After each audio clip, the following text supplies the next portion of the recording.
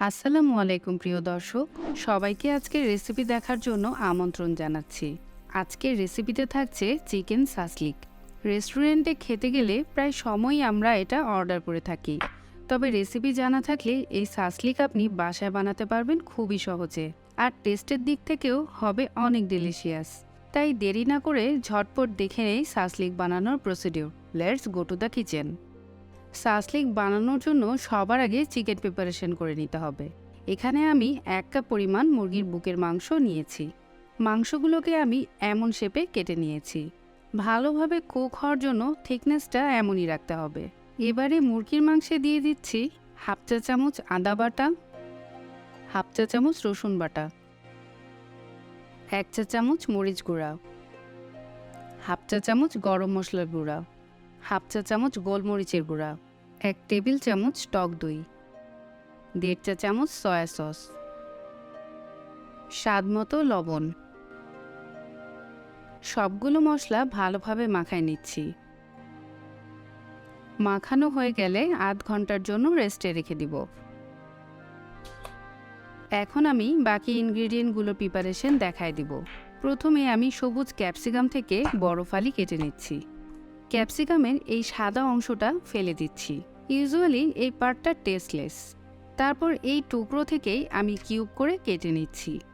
সবুজের পর আমি এবার হলুদ ক্যাপসিকাম থেকে সেমভাবে কিউব করে কেটে নিব। সবগুলো কিউবের সাইজ মাংসের সাইজের কাছাকাছি রাখার ট্রাই করবেন, এতে সবগুলাই সমানভাবে কুক হবে। চলে আসি লাল ক্যাপসিকামে।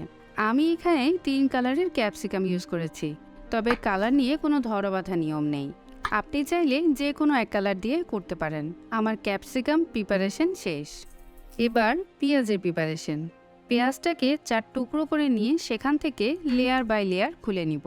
পেঁয়াজের সাইজটা হবে ক্যাপসিকামের সাইজের মতো।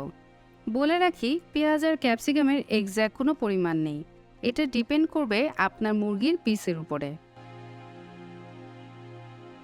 এবার একটা ইম্পর্টেন্ট কাজ করতে হবে। সাসলিকের যে স্টিক আপনি কিনে আনবেন সেগুলোকে রান্নার আগে একটি পানির বোলে ভিজিয়ে রাখবেন। এটা করার কারণ হচ্ছে ভিজিয়ে না রাখলে রান্নার সময় স্টিকগুলো পুড়ে অথবা শক্ত হয়ে ভেঙে যেতে পারে।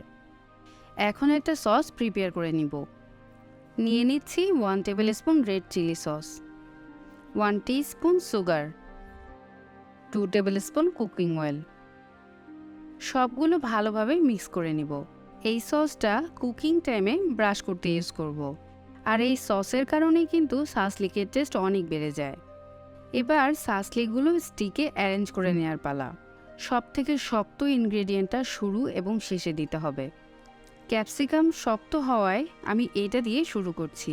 অ্যারেঞ্জমেন্টটা টোটালি নিজের চয়েস মতো করতে পারবেন, তবে যেভাবেই সাজান সব স্টিকে সেমভাবে সাজানো ট্রাই করবেন। আর গেঁথে নেওয়ার সময় একটু চেপে চেপে দিতে হবে, তা না হলে রান্নার সময় এগুলোর মাঝে ফাঁকা হয়ে যেতে পারে। ক্যাপসিকামের পরে পেঁয়াজ আর তারপরে আমি চিকেন দিয়েছি।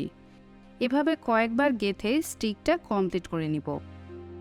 তবে স্টিকের মাথার 2 দিকে কিছু অংশ ফাঁকা রাখবেন, কারণ রান্নার সময় এই স্টিক ধরে আপনাকে উল্টে পাল্টে দিতে হবে। সবগুলো স্টিক আমার রেডি করা শেষ। এবার রান্নার পোর্শনে চলে যাই। এবার একটা ফ্রাইং প্যানে সামান্য কুকিং অয়েল নিয়ে নিচ্ছি। আমি 3 থেকে 4টা সাসলিক একসাথে ভেজে নিব। হিট মিডিয়ামে রাখবো যেন সাসলিকগুলো স্লোলি কুক হয়।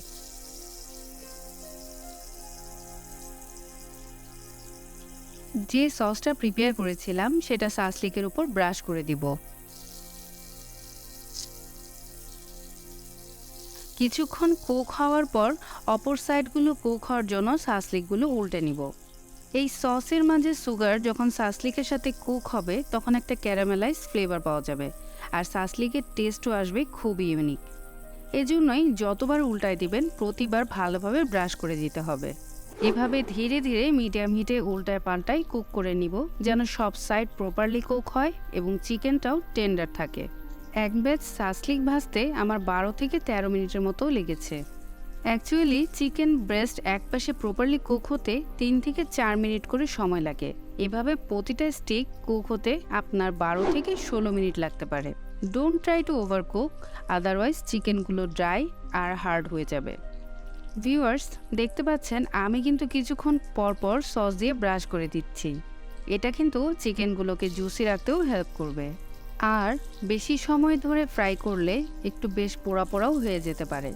দর্শকবৃন্দ, আমার চ্যানেলে নতুন হলে প্লিজ সাবস্ক্রাইব করে পাশে থাকবেন। Chicken shashlik is ready to serve.